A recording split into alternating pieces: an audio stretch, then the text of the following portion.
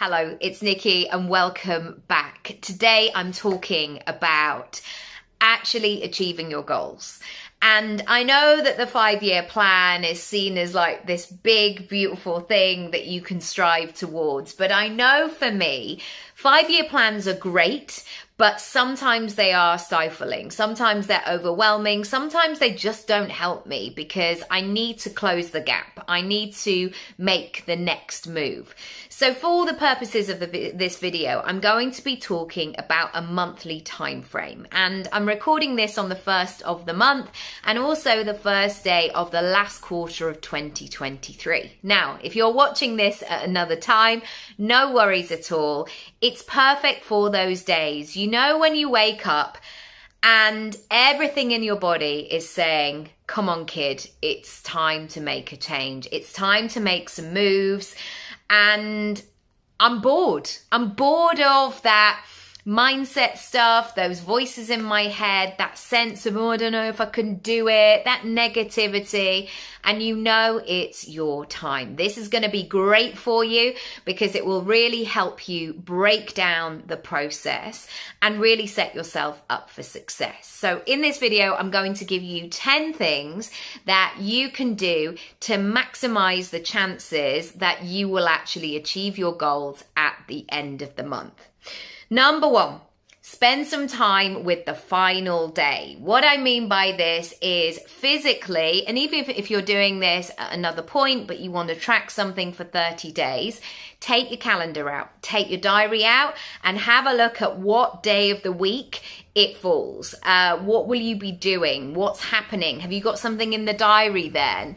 And really visualize and fast forward those next 4 weeks. It will really help you to make it real. And quite often with goals, when I work with clients, it maybe hasn't happened before because everything feels a bit woolly. It feels a bit, oh, well, it's a bit negotiable, essentially. And I want to really help you to gain clarity and for things to be really clear. Number 2, this is the bit that people skip and it's so important, it's so crucial and it's so beneficial to the process. Spend some time looking at from a 360-degree angle where you are today. And I know what do I want? Where am I going? How much money am I going to make? Or whatever your goals are for the month ahead. That future visioning moment is really exciting. However, it's almost like you're stuck in a parallel parking situation. And if you haven't looked around to notice where you are right now, you're not going anywhere fast anyway, or you are, and you might kind of crash into another car. So take that time today and really check in. Where are you up to? What's going on? How are you feeling? Again, how can you set yourself up for success? Number 3, what is this month or this period of time for you? What's it all about? And if, like me, you might be somebody who has a lot of ideas, lots of things you want to be, do, have, and feel.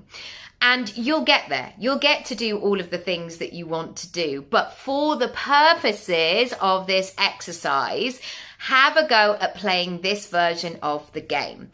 What are your focuses for this month ahead? And before you feel that, or you really lean into that resistance of like, don't make me choose, I just don't know, can I do 6 or 7 things? Here's a spoiler alert.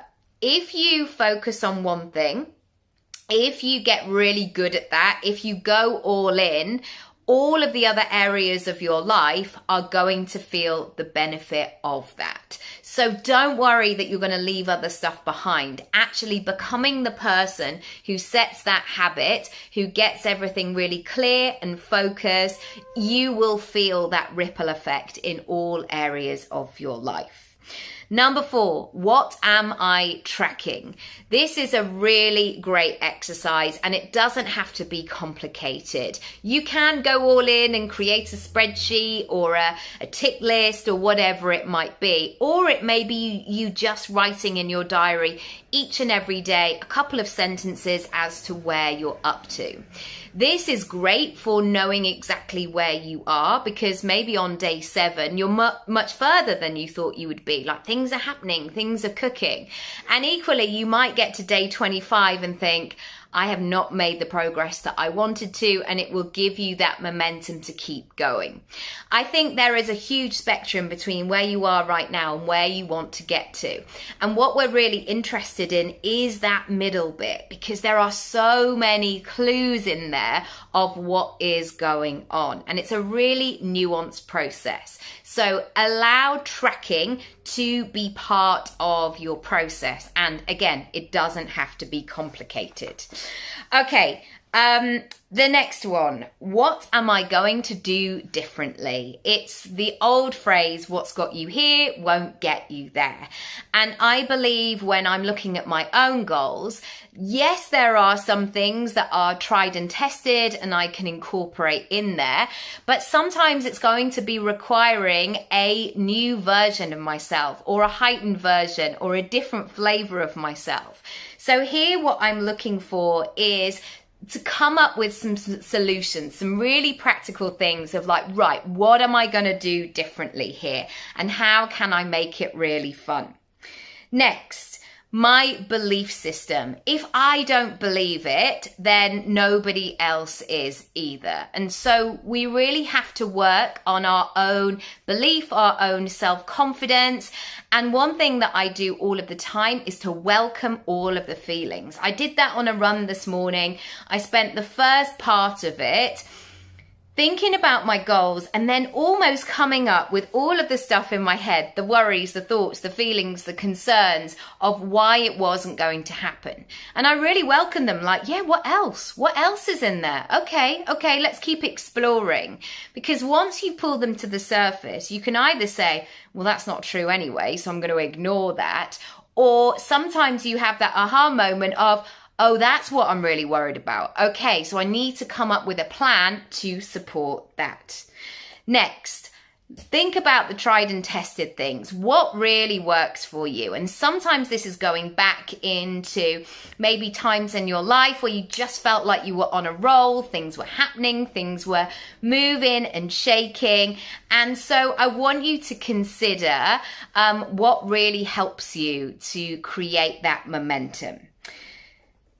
Number 8, how are you going to feel really grounded and organized and connected in this moment? So sometimes when we talk about goals, there's this feeling of flight, of expansion, of like reaching for the stars and moving out of your comfort zone.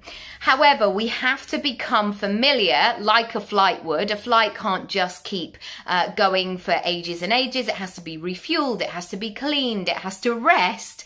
And we as human beings are also like that. And so having those moments in the day where you come back to that neutral point where you feel grounded, where you feel good, is going to be essential. And that looks and feels very different depending on the individual. So what is that for you?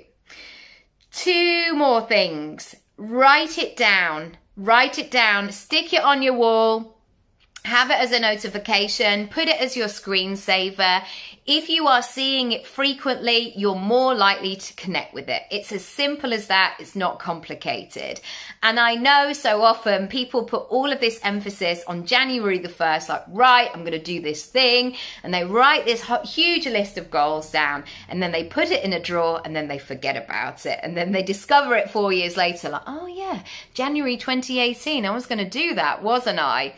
And then, it's not in the forefront of their mind. So if you are doing this for the next month ahead, get your goals where you can see it. And finally, What are you going to do at the end when you reach those goals, when you knock your own socks off? How are you going to reward yourself? Not only in that moment of the end of the month, but also what is going to be the ripple effect? Who are you going to tell? Really get into the emotions of that, of like, yeah, I'm doing this and I'm going to do that. And sometimes there's been moments for me of like, I'm going to go and book that holiday. I'm going to spend that time with my family, or we're going to go, I don't know, to our favorite pub and have a meal or whatever it is. Like already with my family, we are organizing what we're going to do on the day after they break up from school and have that as a tradition, a celebration.